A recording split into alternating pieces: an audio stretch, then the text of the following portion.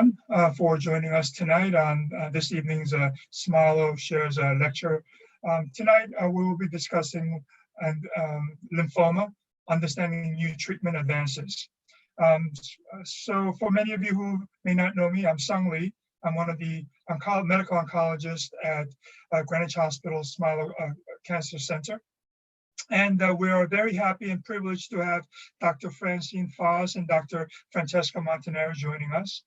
Dr. Foss is a professor of medicine in the section of medical oncology at the Yale Cancer Center, and she is an internationally recognized clinician and clinical researcher with expertise in adult lymphoma and in stem cell allotransplantation. She has derived and tested therapies that have been used to treat thousands of cancer patients, and her research has potential to substantially impact the field of stem cell research, benefiting patients at Yale and around the world. Our own Dr. Montanari joined our Smilow Cancer Hospital here at Greenwich last year. She's an assistant professor of clinical medicine and cares for patients with hematologic malignancies. She joined us from Columbia Presbyterian Medical Center, where she was an assistant professor of medicine and experimental therapeutics. She received her medical degree from University of Pavia, where she graduated magna cum laude and completed her residency and fellowship at New York University, where she was awarded the Fellow Year Teaching Award. So a few housekeeping tips before we get started. We would like everybody to make sure that they're muted throughout the event. Once we start, we welcome you to ask questions by typing them into the Q&A button at the bottom of your screen at any point in the lecture, and we will save some time at the end to answer those questions. Thank you very much for joining us, and let's allow me to get it started.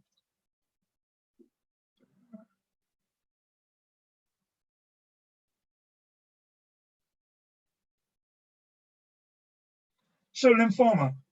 Lymphoma is a cancer of or from the lymphatic system. It is a relatively uncommon cancer. The annual incidence is about 81,000 new cases.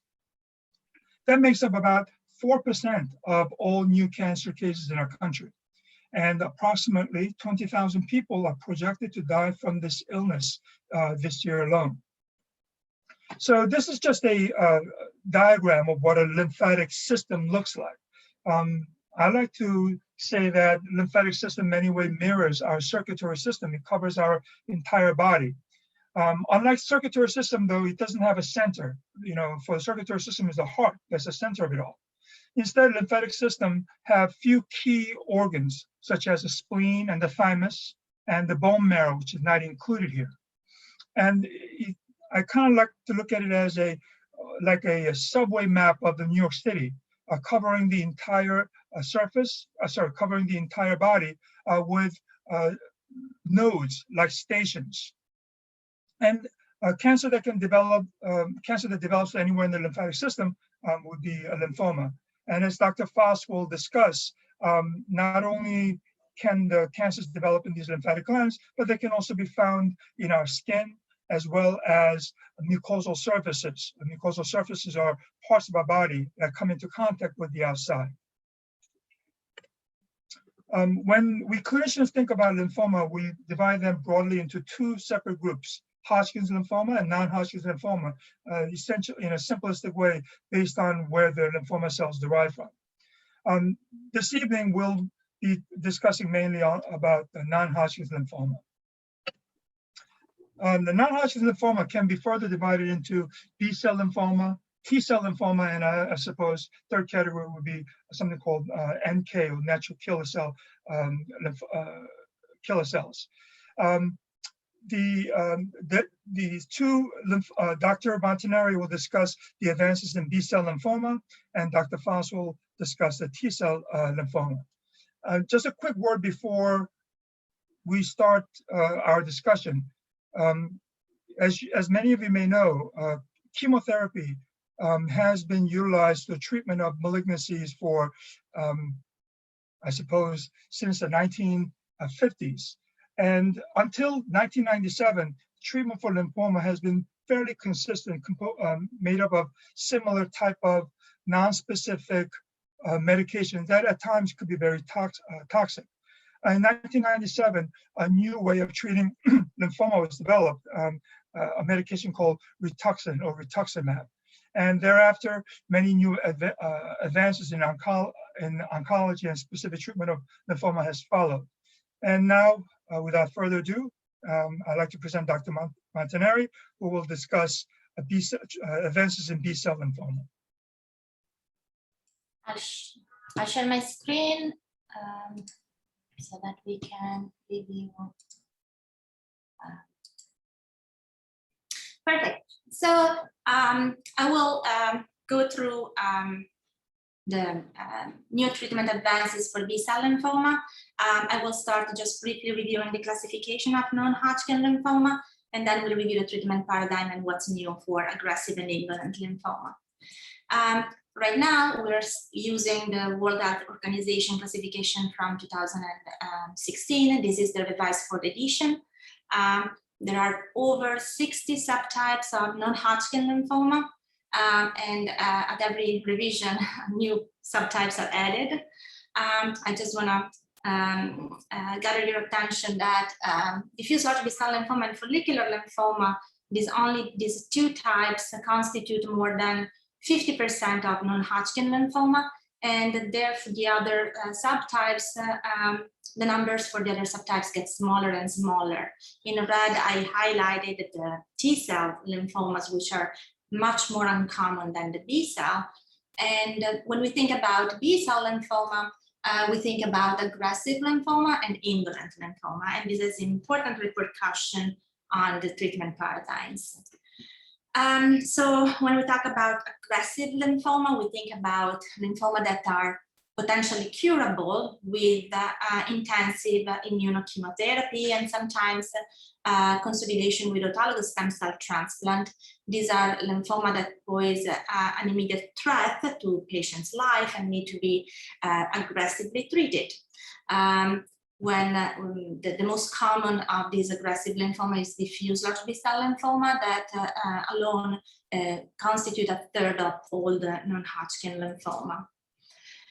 So it's the most common subtype. Diffuse large B-cell lymphoma, we have about 25,000 cases per year in the US, and is usually diagnosed in stage 4. We usually consider risk stratified patients based on this international prognostic index, based on age, LDH at presentation, performance status, stage, and number of extranodal disease site. You see prognosis varies, and it is excellent for patients with low risk disease. 91% patients are alive for a year after and potentially cured. This number gets lower and lower with additional risk factors. To make things a little bit more complicated, now we know that diffuse large B-cell lymphoma doesn't come in one flavor through the utilization of gene expression profile. We know that we have germinal center B-cell like lymphoma and activated B-cell like, that are two main categories of diffuse large B-cell lymphoma that have the expression of different genes. And that translates in a different behavior. These are survival curves based on germinal center and activated B-cell like. And as you see, germinal center tend to do better with the current treatments. As Dr. Lee mentioned at the beginning, the treatment paradigm for lymphoma is relatively old. CHOP chemotherapy, the one that we currently use for these subtypes of disease, has been introduced in 1976. And it was not until 1997 that rituximab, the first monoclonal antibody, the first targeted drug for cancer, was approved. As you see here, pre-rituximab, these are the overall survival curves based on the international prognostic score, the risk factors that I showed you before. And after rituximab, all these survival curves have been lifted up nicely. But since then, several efforts have been done to improve furthermore these curves, and they did not translate in a new standard of treatment. There have been studies comparing more intensive treatment, chemotherapy treatment options, such as dose adjusted or APOC, compared to CHOP, there have been attempts to incorporate new targeted agents into the R-CHOP backbone, but all these studies didn't translate in a benefit. And therefore, as of 2021, the current standard of care remained R-CHOP. There is a lot of expectation from the upcoming American Society of Hematology meeting regarding the results of a study that is comparing R-CHOP with a newer targeted drug with R-CHOP, the Polaris trial, but the results are not out yet. Beyond first line of treatment, so patients that do not respond or relapse after first line can still be cured. And typically, about 20 to 40 patients can be cured with the chemotherapy, such as platinum-based or gemcitabine-based chemotherapy, and autologous stem cell transplant. But unfortunately, only a minority of patients end up receiving this intensive chemotherapy treatment because of age or comorbidities. Patients who do not respond to salvage therapy or do relapse after the autologous stem cell transplant are very likely to die from the lymphoma. So a lot of research has been done to provide more options to these patients. And over the past 5 years, a lot of new options have been approved. As you see here, I've summarized chimeric antigen receptor T cell. 3 products have been approved since 2017. And then there are newer drugs, targeted drugs. 3 of them are monoclonal antibodies, 2 of which are antibody drug conjugated, and 1 is a small molecule. And we'll see a little bit more in details what are these chimeric antigen receptor T cell. Essentially, these are T cells from patients that are collected from and isolated from the blood of patients. They're sent to a facility where they're sort of engineered utilizing an inactive virus to insert genes and to make them express a special receptor that is called a CAR on their surface. Then the cells are expanded. Patients receive an immunosuppressive treatment in preparation of receiving these cells to create a favorable environment for the cell to thrive. And then the cell, once they're infused in the body, target the cancer cell and cause the death of the cancer cell. Some of these cells are able to persist in the body for a period of time, helping with immunosurveillance. So this is a really new technology, and since the approval of the first CAR T product back in 2017, which is a 2nd generation, newer CARs have been approved, 3rd generation CARs, which differs from the 2nd generation, essentially in the co-stimulatory signal, and they're less and less toxic compared to the first product, which was the infusion of this CAR T can be complicated by very severe cytokine release syndrome and neurotoxicity. But they're able to really achieve great results in patients that are otherwise refractory with a refractory and relapse disease. The other 4 drugs that I mentioned to you are these 4 drugs here. 3 are monoclonal antibodies, as I said. This polatuzumab vedotin and loncastuximab are special antibody, are a smart way to deliver inside the cancer cell chemotherapy. They're what we call antibody drug conjugate. Essentially, the drug binds to the surface of the cancer cell, gets internalized. Lysosome release the chemotherapy agent. In the case of polatuzumab, is a microtubule disruption agent, and that causes apoptosis of the cell. In the case of loncastuximab, is an alkylating agent. So similar mechanism of action, different target. Tafasitamab is an antibody that is similar to rituximab in that is not drug conjugated and targets CD19. This is the same target of the CAR T. And selinexor is an interesting new drug that works totally different in a different way, targets a nuclear export protein that mediates one of the mechanisms of oncogenesis, and it's relevant in diffuse large B-cell lymphoma, but also in multiple myeloma. So a lot of new options that have been recently approved in a matter of 2 years for diffuse large B-cell lymphoma in the relapse refractory setting. If we shift gears, we're going to talk about what are the treatment paradigm for indolent lymphoma. So indolent lymphoma are totally different approach. These are incurable disease. These are diseases that patients are gonna live with and probably die with, but not die from. So the purpose of treatment is to minimize toxicity associated to treatment and maximize the quality of life, reducing to the minimum the toxicity. Follicular lymphoma accounts for 22% of all lymphomas, and is the most common indolent lymphoma out there. The most common treatment strategies for indolent lymphoma and follicular lymphoma in particular is watch and wait, active surveillance.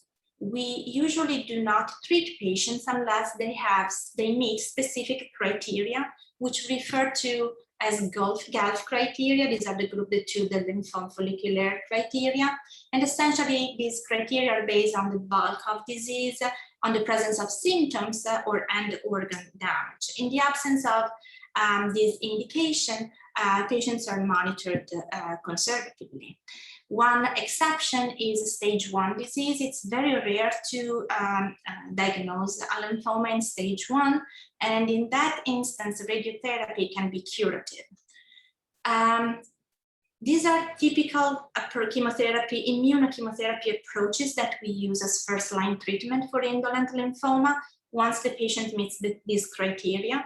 Bendamustine rituximab is a very common regimen that is utilized. It's less toxic than R-CHOP. Patients do not lose their hair, and it causes less myelotoxicity and infections. Obinutuzumab is a newer version of rituximab, and it's utilized as alone or in combination with chemotherapy. And then there are platforms that are chemotherapy-free. Rituximab lenalidomide is a good option as a frontline treatment for indolent lymphoma based on the relevant phase 3 trial data. Once a patient completes induction, then we typically perform a maintenance with an anti-CD20 every 3 months for 2 years. This has been shown to prolong the remission from first-line treatment, but does not have a big impact on the overall survival. And therefore, now in the COVID era, we are limiting the use of maintenance with the anti-CD20 antibody, because these are the antibody that, this antibody can cause hypogammaglobulinemia, can wipe out the good antibody that patients mount after receiving the vaccine for COVID, and pose higher risk of infection. Beyond first line, so follicular lymphoma, the natural history of indolent lymphoma and follicular lymphoma is characterized by multiple relapses. The duration of response tends progressively to decrease after each line of treatment. There is a particular subset of patients which accounts for probably 20% of the total, that presents a relapse of disease within 24 months from the first line. In this group we refer to as POD24. These are the patients that there is a lot of research going on for. First of all, to try to identify them up front, and then to create a treatment paradigm to improve their prognosis.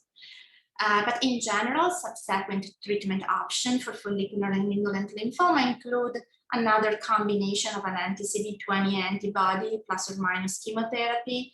We tend to utilize the same agents rarely, only if the remission has been really long-standing. Otherwise, we try to alternate the use of the anti-CD20 antibodies and different forms of chemotherapy. And then lenalidomide, R-square, lenalidomide, rituximab, if it was not used up front, is a good option beyond first line. New advanced in this field have been done for third line agents. We have novel agents that are PI3K inhibitors, EZH2 inhibitors, and CAR-T also are an option for these patients beyond the second line. So briefly, PI3K inhibitor, this is one of the most important pathway most important intracellular pathway, a master regulator for cancer, is downstream from the B cell receptor. And since 2014 until most recently, 4 drugs have been approved. 3 are oral, 1 is intravenous, and the last one, umbralisib, is a little bit different because it's also targets also CK1 epsilon. But we have a lot of options to target this pathway. Another pathway that has been targeted is EZH2. EZH2 is an epigenetic regulator of gene expression. It's very important, it's crucial for the normal B cell biology and for the germinal center formation. A mutation in this EZH2 suppresses the exit of the B cell from the germinal center and lock the cell in this state. Blocking the EZH2 activity, resume the differentiation of the B cell and allow apoptosis. And this is an oral drug that has been recently approved in 2020, giving another option for patients with follicular lymphoma.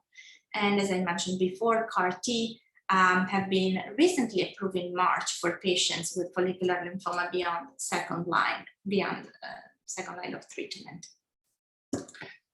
I just want to mention briefly mantle cell lymphoma.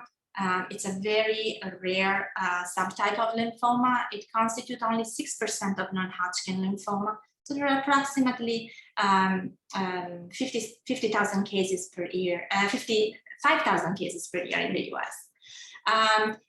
To make things a little bit more complicated, it comes in 4 different variants, which we identify based on the proliferation index by histology. The indolent and leukemic variant we treat as the follicular lymphoma and the CLL, but the blastoid and aggressive variant require aggressive treatment. We use combination of immunochemotherapy followed by autologous stem cell transplant and anti-CD20 maintenance. After patients with, in the past, we didn't have any option because when this disease relapses, usually chemo-refractory. But most recently, starting in 2013, drugs to target the Bruton kinase, tyrosine kinase have been developed. This is an important pathway downstream from the B cell receptor that mantle cell lymphoma is very sensitive to, and also chronic lymphocytic leukemia. First generation of BTK inhibitor approved was ibrutinib in 2013, and shortly after, other 2 second generation acalabrutinib and zanubrutinib have been approved. The beauty of the second generation drugs is that they have a less of target effect, and the cardiotoxicity that was one of the limiting side effects of ibrutinib has substantially decreased with the newer generation. There is a newer drug which is called Piertobrutinib. It's still in clinical trial with the name of LOXO 305 and is about to be approved. It is a BTK inhibitor, but works a little bit different than the prior one. And the beauty of this drug is that it's much better tolerated. I'm gonna finish here. I just wanna highlight that of all the new drugs that we discussed, all these drugs have been approved and received an accelerated FDA approval based on the results of phase 2 clinical trials. And it is crucial to encourage clinical research in this field, not only to improve our current treatment paradigm and to deepen our knowledge on specific disease, but also with the purpose to increase survival of our patients with lymphoma and to improve their quality of life. And with this, I'm gonna stop sharing my screen.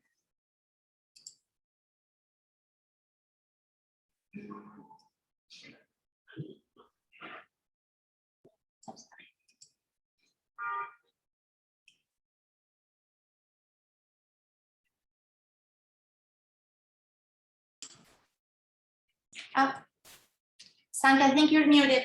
Dr. Lee, we cannot hear you. Oh, sorry about that. Well, thank you very much, Dr. Montanari. That was fantastic. And now we will switch over to Dr. Foss, who, as I said earlier, is a world leader in treatment of T cell lymphoma. So Dr. Foss, if you could tell us, so what makes T cell lymphoma different than B cell lymphoma that Dr. Montanari had discussed earlier? Well, Dr. Lee, actually everything makes T cell lymphoma different than B cell lymphoma. It's harder to treat, it's rare, you know, there are many different clinical issues that patients run into that are slightly different than B cell. So I'd like to go ahead and do a brief presentation, and I'll try to touch on some of the key points. Could we get the next slide? Renee. Okay, I think I might be able to advance them. I just want to start off by saying that T cell lymphoma is a rare disease, and a rare disease requires a center of excellence really for optimal treatment for patients. The group at Yale does represent a center of excellence for T cell lymphoma. And I just want to point out to all the patients and the folks listening in the audience that it's not just the doctors that you see here today giving you this talk that contribute and help to take care of you, that play a critical role in your care in the cancer center, because there are many faces behind the scenes that are also critical and important to us. On this slide, you see the pathologists such as Dr. Shu, Dr. Katz, and Dr. Braddock, who are the folks that actually look at your slides and make the diagnosis of lymphoma. And they also help us to subtype the type of lymphoma. And oftentimes they do immunostains to identify markers that help us to treat. Dr. Kai is in the PET scan department here at Yale, the diagnostic imaging group. And of course, PET scans are critical to follow your disease as well as to diagnose the sites of lymphoma in your body. And Dr. Kai is working with us to develop some novel ways to use PET scanning to actually detect residual disease after chemotherapy. And then, of course, we have the clinical team, myself, Dr. Sethi, and Dr. Montanari, who is presenting today. And then we also have the research group in the background. We have Dr. Marcus Mushin and Dr. Elias Lolis, who are only two of many, many folks who are working in basic science laboratories, studying your tissue, getting samples of blood and tumor tissue, and studying various animal models of lymphoma to try to come up with novel therapies. So really, this is a team approach. Next slide. So T cell lymphoma, albeit rare, is actually increasing in incidence. So unlike B cell lymphoma, where there are close to about 70,000 cases in the United States, there's only about 9,000 cases of T cell lymphoma.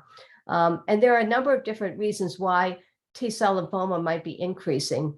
The first reason may be due to our pathology colleagues who have developed techniques to make the diagnosis in cases where it might be confusing. In some cases, T cell lymphomas can look like B cell lymphomas, and they can also look like Hodgkin's disease. So I think some of the increase in incidence is related just to better diagnosis. But we also know that certain viruses, such as the EBV virus and the HTLV1 virus, which is found in the Mediterranean and in Japan, can be associated with T cell lymphoma, and also the hepatitis virus and the HIV virus as well. Various chemicals in our atmosphere, chemicals in our food, Agent Orange, which is dioxin, perhaps also contribute to lymphoma in general, as do immunosuppressive drugs that are now being used for a lot of different autoimmune diseases, such as rheumatoid arthritis, psoriasis, and colitis. Some of these diseases affect your immune system in a way where various kinds of lymphomas can actually spring up. Celiac sprue is a disease where folks basically can't eat wheat because they have sensitivity to gluten. And in patients with celiac sprue, there is an incidence of intestinal T cell lymphoma, albeit rare. And then finally, I think the most common cause is random genetic mutations. Of course, every cancer patient who comes in wants to know, how did I get this cancer? What did I do wrong? But the bottom line is that you probably didn't do anything wrong, because many of these are just random mutations that occur, and those mutations accumulate and they end up causing cancer. Next slide. So clinical features of T cell lymphoma, and Dr. Lee alluded to this in his introduction. T cell lymphomas, unlike B cell lymphomas, like to go to different tissues in your body. In fact, if you look at various tissues in your body, there are normal T cells within those tissues. And those normal T cells are there to protect you against foreign antigens and infections. So they're basically fighters and soldiers that are protecting your body. And they're in the skin, the GI system, such as your intestines, the liver and the spleen, in your nose and in your sinuses. And therefore, T cell lymphomas can arise in any of these sites. So one common site is the skin, but I mentioned the intestinal T cell lymphoma in celiac sprue. The sinuses and the oral cavity can be involved in NK T cell lymphoma, and then the liver and the spleen in hepatosplenic T cell lymphoma, but pretty much any organ in the body can be involved. And if you look at skin involvement, about 45% of the patients who have lymphoma in the skin have a condition called cutaneous T cell lymphoma, which is mycosis fungoides or the Sézary syndrome. And then also I mentioned different viruses, and in particular, the EBV virus can cause the extranodal NK T cell lymphomas that occur in your sinuses, and a disease called angioimmunoblastic T cell lymphoma, as well as others. Next slide shows you that T cell lymphomas can masquerade in the clinic as a number of other different entities or diseases. For instance, you may or may not have heard of hematophagocytosis, which is a condition where you basically have fevers and low blood counts. And that is oftentimes seen with T cell lymphoma. Abdominal pain and perforation can be seen in patients who have intestinal T cell lymphoma, enlarged liver and spleen in hepatosplenic, as well as other types. Vasculitis or autoimmune disease can oftentimes be the first presentation of angioimmunoblastic T cell lymphoma. And a high calcium level can be seen in particular with the HTLV1 associated T cell leukemia, but also other types of T cell lymphoma as well. Kidney failure can occur with different types of T cell lymphoma. We can see cardiac arrhythmias happening, and of course, various kinds of skin rashes. So oftentimes a patient with T cell lymphoma will present with one of these symptoms, and then eventually the diagnosis is made. Next slide. This slide just shows you the many different clinical manifestations. Patients with various skin lesions. You can see this gentleman with a tumor at the roof of his mouth. Below that, you can see the lining of the intestine, which is involved with T cell lymphoma. Under the microscope on the opposite side, you can see circulating leukemia cells, and you can see various other skin manifestations. The T cell lymphomas are broken down in the classification system based on how they present clinically. If they present primarily in lymph nodes, they're the nodal group. If they present in the skin, they're the cutaneous group. If they present in these various extranodal sites, they fall into that extranodal category. And then finally, some of them are leukemic, where they predominantly have circulating cells in the blood. And the next slide shows you the complete classification of T cell lymphomas. And you can see there are a lot of different subtypes of T cell lymphoma. So one thing to be careful about if you have a T cell lymphoma and you're doing some reading about this disease is to look more specifically at what type you have, because some of these are indolent and some of them are more aggressive, as Dr. Montanari alluded to with B cell lymphoma. There are many, many different types and they have different clinical behavior. But overall, the most common type of T cell lymphoma are these nodal T cell lymphomas, and that's in the box. You can see that that includes PTCL, NOS, which is peripheral T cell lymphoma, not otherwise specified, angioimmunoblastic T cell lymphoma, anaplastic large T cell lymphoma, which is ALCL, that can be ALK positive or ALK negative, and then the follicular helper and nodal follicular helper type of T cell lymphoma. So that comprises a significant number of our cases.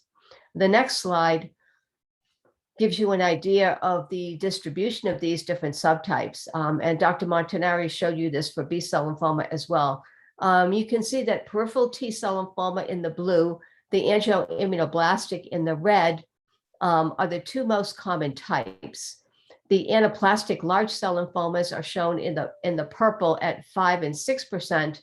Then you have those NK T cell lymphomas presenting in the sinuses, the skin, and the nasal cavity. And then in the light green color is adult T cell leukemia lymphoma, which is associated with that HTLV1 virus. But the thing to notice about this is that many of these T cell lymphomas are very infrequent, 1 to 3%, as you can see on the left side of this circle. The next slide shows you the cutaneous T cell lymphomas. And I'll just say one word about this disease, because Yale is one of about 8 or 9 centers in the United States that sees many patients with cutaneous T cell lymphoma. We have total skin radiation therapy available, which is only available in a handful of places around the country. And that's a key treatment for this disease, as well as expertise in dermatology with Dr. Edelson and Dr. Girardi, who are both world leaders in this area. And myself and my colleagues, Dr. Sethi and Montanari, as well as our bone marrow transplant colleagues, who see many patients with this disease. So cutaneous T cell lymphomas can occur in the skin. They can be patches or plaques. They can be hyper or hypopigmented. They can occur as tumors, as you can see on this gentleman's face, or they can occur as redness all over your body, which is called the Sézary syndrome. And again, this is the most common type of T cell lymphoma involving the skin. The next slide. The next slide alludes to what Dr. Montanari very elegantly talked to you about with B-cell lymphoma, and that is that in order to treat these diseases effectively, we need to really hone in on what the molecular problems are, and we need to develop drugs that can specifically reverse those specific molecular issues that we find in the tumor. So there are multiple pathways that are aberrant or overexpressed, or perhaps mutated, that contribute to the malignancy in lymphoma. And many of those are shown on this slide. And the important point for this slide, and the reason I'm showing it to you, is that we actually have developed a program that targets many of these different abnormalities. And some of the drugs that we have in clinical trials are shown on the left-hand side of the slide. I won't go into them in detail, but many of these are early stage studies, phase 1, such as the Cobamarsin, where we actually were among the first centers to put this into people as a kind of first in man. The Tipifarnib, I'll show you a slide to show you a responder in that trial, and then several of these others as well. Some of these, such as TIGIT, are novel immunotherapies that attack the actual the T cells that are preventing our body from having an immune response. So all of these are important. And again, clinical trials are critical to the understanding of the disease and to developing novel therapies. Next slide. Shows you why perhaps you should consider participating in a clinical trial. So this is one of our patients with aggressive T cell lymphoma, the peripheral T cell lymphoma not otherwise specified. He had advanced stage 4 disease. He had our conventional chemotherapy, which is the first line treatment for lymphoma, as you heard from Dr. Montanari. The CHOP type regimen is our kind of our standard therapy.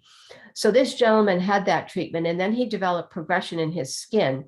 And if you can look at the PET scan at baseline, all of those white dots that you see on the arms and the legs are cancer cells within the skin. So this gentleman has very extensive involvement. He got the Tipifarnib, which, by the way, is an oral therapy that you basically just take the pill every day. And he had a near complete response after 8 weeks. You can see that second PET scan showing that almost all of these spots have gone away in only 8 weeks. And then subsequently, as he got more therapy, he had a complete clinical response to this drug, and he moved on to transplant. So again, we have some very impressive therapies that we're developing. The next slide shows you that in addition to looking at those pathways, we're also doing molecular studies. We're actually sequencing these tumors to try to identify mutations that can be targeted, again, by new drugs and new approaches. And so by doing sequencing on many tumors, what we've learned is that there are certain pathways that seem to be aberrant in many patients with specific types of T cell lymphoma. So in the follicular helper T cell lymphoma, such as angioimmunoblastic and other types of follicular helper T cell lymphoma, you can look at the red bar across the top, and you can see that just about every patient actually had a mutation in this TET2 gene. And then below that in the blue, you can see another gene, DNMT3. These genes are what we call epigenetic genes. And we interestingly have treatments that we can actually use to target these gene mutations in these patients. And when we know that and we direct specific therapies to those patients, we actually can get very impressive clinical responses. The next slide shows you some work that Dr. Montanari did while she was still in New York before she came to Yale. So she was working with these epigenetic mutations and using drugs like romidepsin and azacitidine to target those mutations. And so she was participating in the T Cell Consortium, which is a group of investigators around the world who are developing novel platforms to treat T cell lymphoma using primarily immunotherapy. And in this case, you can see that they're combining multiple drugs. And again, all of these drugs, such as azacitidine, romidepsin, durvalumab, these are all drugs that are immunotherapies, not specifically chemotherapy. And again, they're targeting what we know are the molecular aberrations in these tumor cells. So this is really very exciting for us. And the future of treatment of T cell lymphoma may in fact be chemo-free. Dr. Montanari has brought this to us here at Yale, and we're about to actually get these trials open. Next slide. Just briefly to talk about stem cell transplant. Stem cell transplant you heard about for B-cell lymphoma plays a critical role in relapse patients. Autologous transplant involves taking your own cells and then giving them back after high-dose chemotherapy. And this is actually used in T-cell lymphoma as part of the frontline therapy. So when you first present, you get your chemotherapy. And then if you have a good response to chemotherapy, we would try to do an autologous stem cell transplant. And that would hopefully prolong the time that you're in remission. The autologous transplant can also be used if you've relapsed, if you didn't have it as part of your frontline therapy. And then finally, allogeneic transplant, which involves getting donor cells from somebody else, a family member or an unrelated donor from the bone marrow transplant registry, which is an international registry of folks who are volunteering to give you their bone marrow or their stem cells. The allogeneic transplant is often used for patients with T cell lymphoma who have relapsed after autologous transplant, but also is used sometimes as a first transplant for patients with some of those very aggressive types of T cell lymphoma. And allogeneic transplant is now being used for patients with mycosis fungoides and the Sézary syndrome, those cutaneous T cell lymphomas. We have a very large experience using transplant in T cell lymphoma at Yale, and we've published some of our data, which actually looks pretty good. So both autologous and allogeneic transplant are ways that we can cure patients with T cell lymphoma. And then the last slide, I'm sorry, the next slide shows that what happens if you actually do allogeneic transplant for T cell lymphoma patients. So this is actually a study that was done with many transplant and T cell lymphoma centers around the country. We all put all of our patients together and we looked at the outcomes. And you can see, again, that if you look at that round pie chart, you can see that it's pretty similar to what I showed you at the beginning. Many of these patients had peripheral T cell lymphoma, angioimmunoblastic, and cutaneous T cell lymphoma. And you can see that about 50% of these patients are still alive at 5 years. And so effectively, that means that we've cured 50% of patients with T cell lymphoma with allogeneic transplant. And I think this is really great news for us and great news for patients as well. What we are doing now to try to improve on that 50% is we're using other treatments after transplant, hoping to try to augment the effect of the transplant so that patients actually do better in the long run. And finally, the last slide talks about CAR T cell. You heard about CAR T cell from Dr. Montanari. And again, CAR T cell is approved for B cell lymphoma. It is not yet approved by the FDA for T cell lymphoma. And there are two different types of CAR therapy. What you heard about from Dr. Montanari is where we take the patient's own cells, we take those cells out by apheresis, and then we engineer those cells by injecting a specific gene protein into those cells, and then we give them back to the patient. And this whole process takes about 3 or 4 weeks. A newer approach is to use what we call allogeneic T cells, and that's shown on the bottom of this slide. What we do is we get healthy donors, we take their T cells, we inject the gene, and we manipulate those T cells so that we can give them back basically to any donor and they won't get rejected. So those are what we call off-the-shelf T cells. Basically, once we identify a patient who might need that kind of a CAR T cell therapy, all we need to do is call the company, order the T cells, have them delivered, which is generally fairly quick, and then go ahead and give them to the patient. So I think this is exciting for the future. And right now, this is a clinical trial that is open at Yale for patients with T cell lymphoma. So I think that is my last slide. And I believe we'll stop here for questions. I'll turn it back over to Dr. Lee. Great, thank you very much. That was fantastic. And that really is exciting. And I just want to echo our two speakers. All these advances come through research and all the wonderful research that are being done all over, and of course, at our institution, Yale in particular. And we need researchers, we need patients, population, and we need the support. And one of the things that we hope to be able to offer is that with our hopefully new cancer center, that we will have investigational trials that are made available to our community and our patients in our area. We have gotten a number of wonderful questions, and Dr. Montanari has, I think, answered some of them. But I have given the age that we live in, I'd like to ask the two of you a couple of questions about COVID and vaccination.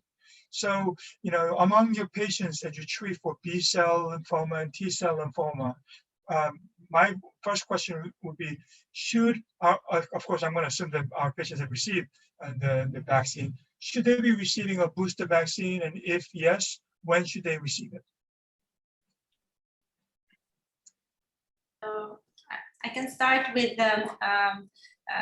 B cell lymphoma. The most common drugs that we use are anti-CD20 and monoclonal antibodies, and these are the cells that deplete the cell that produce antibodies in our body.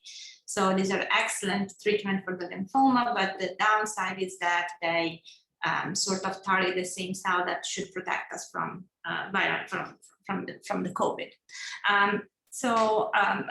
Patients, yes, should definitely receive a patient with a cancer diagnosis, a solid organ transplant recipient, and patient actively on treatment should receive a booster. And that is really, really important to maximize their protection against the virus. And I also think that we don't understand enough yet, because we're so early in the evolution of COVID, to understand what really constitutes a good immune response against the virus. As Dr. Montanari mentioned, antibodies are critical, but also we know that T cells play a very important role. And many of our therapies, of course, for T cell lymphoma deplete T cells. So patients oftentimes ask me, well, can I just get that COVID antibody level drawn? And is that going to tell me whether or not I need a booster? I've talked extensively to our infectious disease folks about that as well. And the answer is that we actually don't know yet whether those antibody titers really mean anything. And if a patient is immunocompromised and they're, as you said, a cancer patient, the harm in getting a booster is probably minimal. The benefit is unknown. So I generally recommend that patients do get the booster. Fantastic. Thank you very much. So I have one of the questions from our audience. I think we'll direct this to Dr. Montanari. Do we know what causes B-cell follicular lymphoma? Or maybe, are there any known risk factors for follicular B-cell lymphoma? I think in general, as risk factors for lymphoma in general, anything that essentially triggers the immune system, so chronic infection, there is a long list of viruses, bacteria that have been implicated in lymphomagenesis, and more for marginal zone lymphoma subtypes than for follicular lymphoma itself. Autoimmune diseases where your immune system is dysregulated, their setup, they make patients more susceptible to develop lymphoproliferative disorder. And finally, also immunosuppressive treatment. So these are all risk factors. Specifically for follicular lymphoma, there have not been any specific virus or bacteria implicated in the pathogenesis as of 2021. Okay, thank you. I have another question, and this is for Dr. Foss. Here's a patient, person asking the question, I believe is a patient. What role does age play in being selected for stem cell therapy? I am 76 and I've been led to believe that I'm too old for stem cell therapy. Well, you're absolutely not too old for stem cell therapy, because I have a number of patients who are in their mid-70s who've had very successful allogeneic stem cell transplants. So, excuse me, we don't actually go by age anymore. We go by what we call a comorbidity score, which involves basically assessing how good are your heart, your lungs, your kidneys. Do you have diabetes? Do you have other medical problems? And we kind of take all those factors into consideration.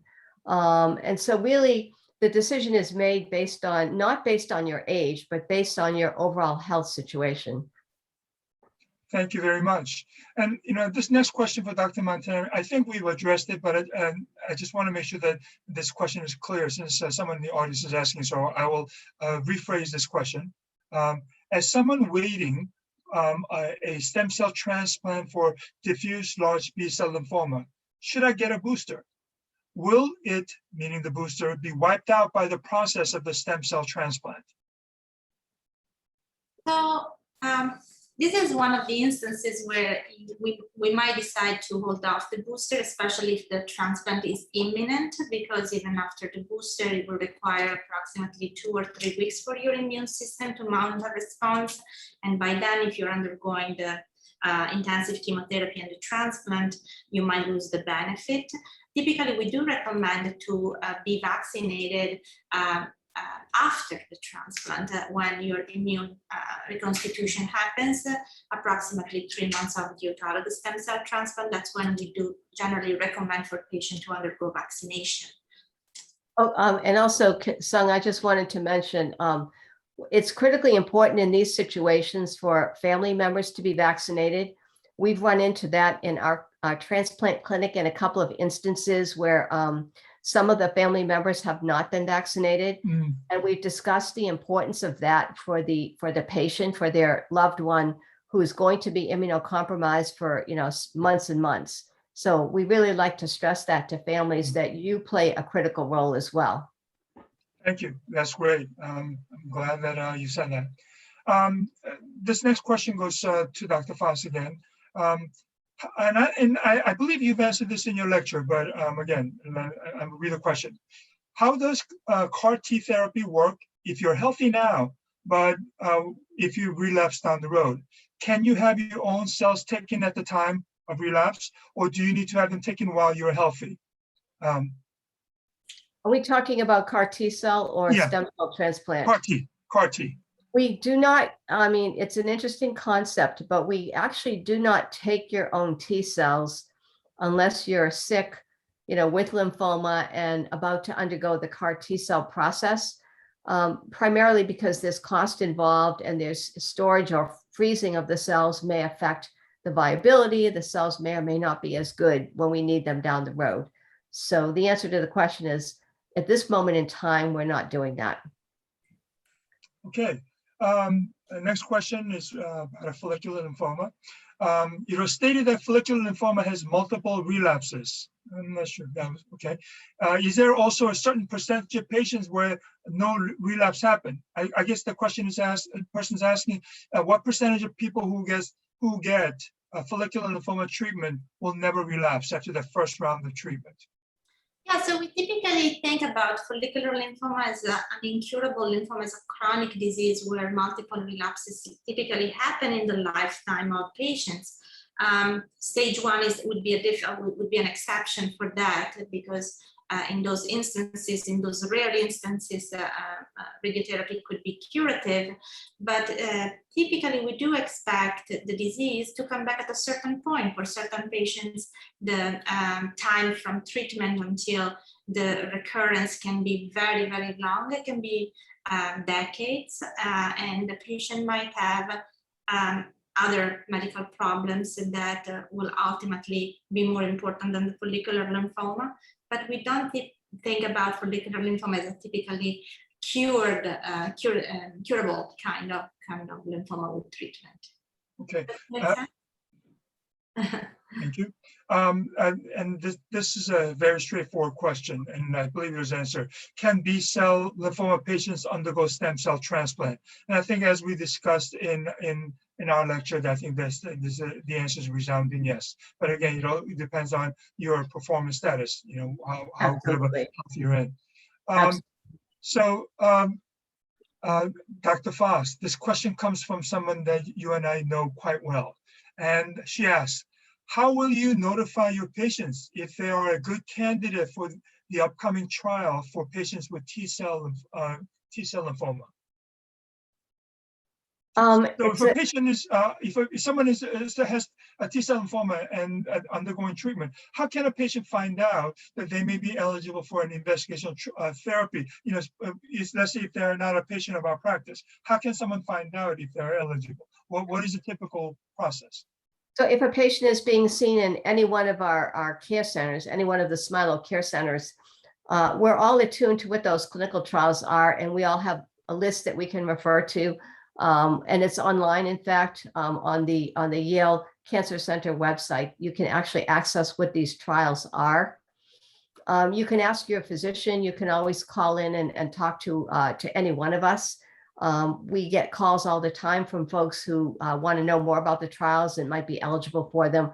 We are always screening patients because we obviously want to give these novel therapies to people who need them. So we're always screening patients to see whether or not they're eligible.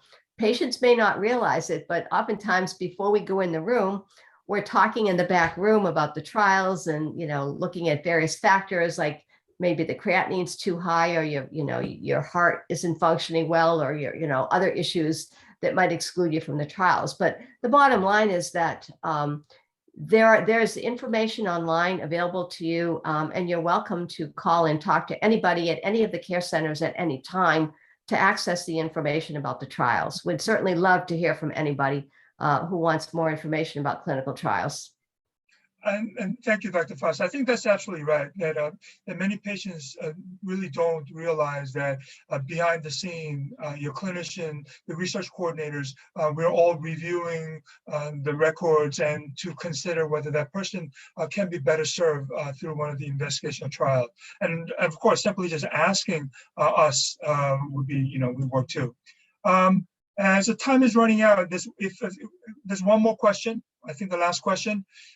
If Imbruvica only works for 2 to 3 years, what kind of a treatment is possible for B-cell lymphoma after? I think Dr. Montanari answered that, but I'll let her take another crack at this question. Thank you. So Imbruvica hopefully is going to work for more than 2 to 3 years for most of the patients. It has been approved in 2013, and there are patients that are still on the drug from 2013 and now with benefit. Problem that sometimes this drug long-term can be associated with side effects, and there is a drop-off due to adverse event. Luckily, 2 newer drugs have been developed after Imbruvica to sort of offset that problem with less of target effects. I mean, to try to minimize the side effects and make the drug more tolerable. And I mentioned there is a new, very, very interesting drug that is probably become available soon, which is the LOXO 305, that works similarly and has a better toxicity profile. So we have option. Great. Thank you very much. And I believe this brings to a close. Thank you very much, Dr. Foss, Dr. Montanari. This was great. And I hope our audience really got something out of it. So thank you, everybody. Thank you. Thank you. Bye-bye.